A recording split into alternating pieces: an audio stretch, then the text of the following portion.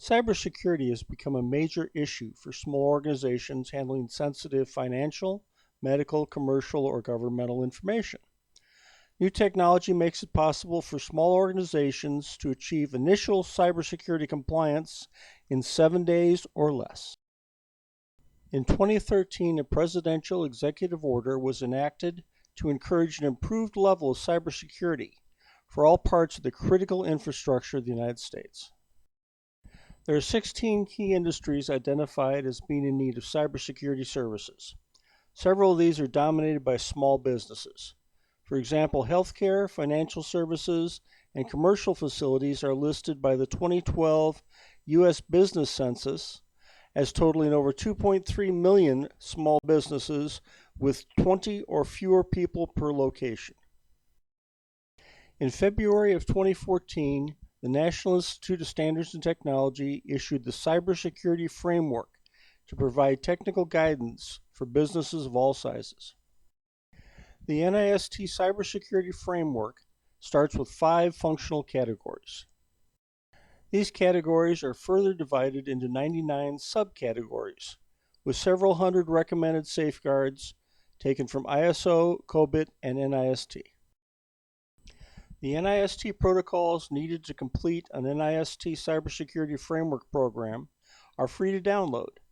They are also voluminous and less than user-friendly. Millions of small businesses lack the technical sophistication to use the NIST documents directly. At the same time, small businesses are increasingly targeted for cyber attacks because they are easy targets. Using automation and software developed for larger firms, it is now possible to very quickly cybersecure a small site. Costs are modest, with single-site programs priced as low as $150 a month on a 3-year contract. Initial compliance is typically achieved in less than 7 days, with maintenance requiring only a few hours per month. As noted on page 14 of the NIST Cybersecurity Framework Guidance document, the Cybersecurity Framework process can be boiled down into 7 steps. The first step in cybersecurity compliance is to locate sensitive data and inventory the current safeguards now used to protect that data.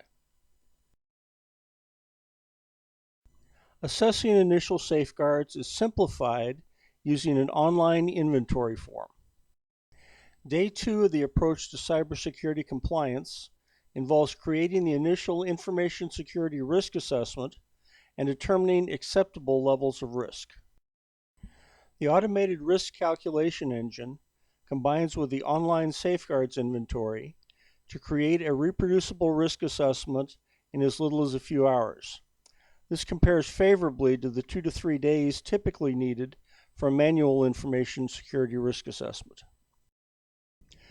Risks to the integrity, availability, and security of protected information are divided into environmental risk, human error, malicious insider, and malicious outsider attacks. High-risk scores are marked in red. Much of the high apparent risk scores are due to lack of documentation as much as from true lack of security. After the initial risk assessment, a list of needed safeguards must be created and prioritized. The automated risk assessment software provides impact-sorted gap analysis of missing or undocumented safeguards as part of the report suite for each risk assessment report. Once identified, new safeguards need to be scheduled and implemented as resources allow. Typically, annual staff training is insufficient, but is required for all persons handling protected information. Online staff-paced education and testing is provided as part of the ACER II cybersecurity system. Security training for all employees includes review of key cybersecurity safeguards. Managers and technical staff may be provided with additional training. In addition to security awareness training, 7 or 8 key safeguards are typically identified as needing immediate activity. Some of these safeguards, notably SI3 antivirus, SI8 spyware protection, and CP9 information system backup are typically in place but not fully documented. Other policies, such as incident response, may need to be created using examples based on other small business experiences. The policy examples provided are readily modified to meet local conditions. The status of the newly updated safeguards is recorded on day 5, followed by a creation of a second risk assessment. Typically, the documentation and risk assessment will require less than an hour. Risk assessments following training, initial policy creation, and existing safeguard documentation will typically show a much improved risk status. Environmental and human error risks are significantly reduced by employee training and the documentation, and upgrading where necessary, of backup procedures. Risks due to malicious insiders and malicious outsiders usually remain undesirably high at this point in the process. Following initial policy implementation, malicious insider and malicious outsider risks are addressed using a perimeter intrusion prevention system. This is a significant upgrade to the usually present firewall and provides bidirectional protection from unauthorized data released by malicious insiders and cyber attacks by malicious outsiders. Recommended in the banking industry since the year 2000, a UTM appliance should be part of any small network handling sensitive information. Larger networks may prefer larger server-based systems, but appliances are available to handle in excess of 50 gigabits of bandwidth. A number of inexpensive unified threat management appliances are available from reputable vendors such as current Gartner IPS leader Fortinet, Sophos, and Sonic Wall, now owned by Dell. Full disclosure, both Fortinet and Sophos are minority stockholders in ACR2 solutions. Following UTM installation, data from the first day of UTM unit operation is used to create an updated risk assessment. Following input of the UTM data, a new risk assessment can be created by pressing the Finalize Answers button.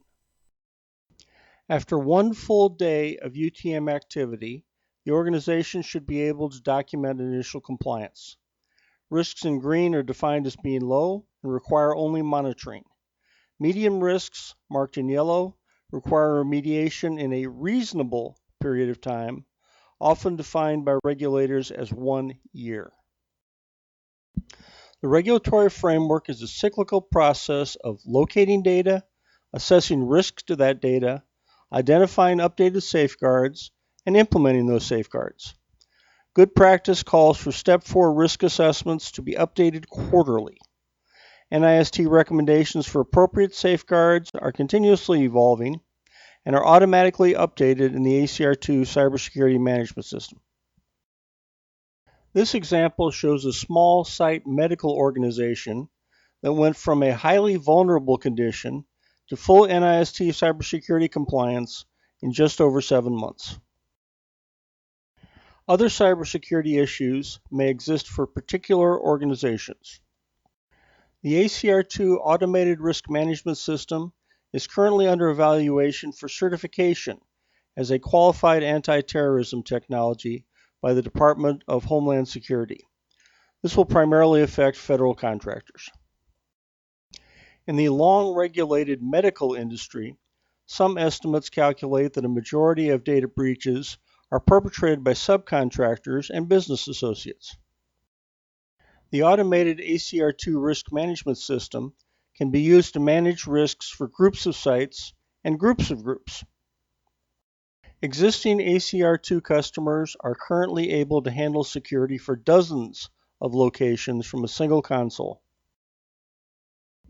While large multi-site systems can and have been handled using the software, it's largely directed to small sites and groups of small sites. Single location sites can be managed for as little as $150 a month, and group discounts are available. For more information, go to one of these websites or contact one of the individuals shown. Thank you for your time.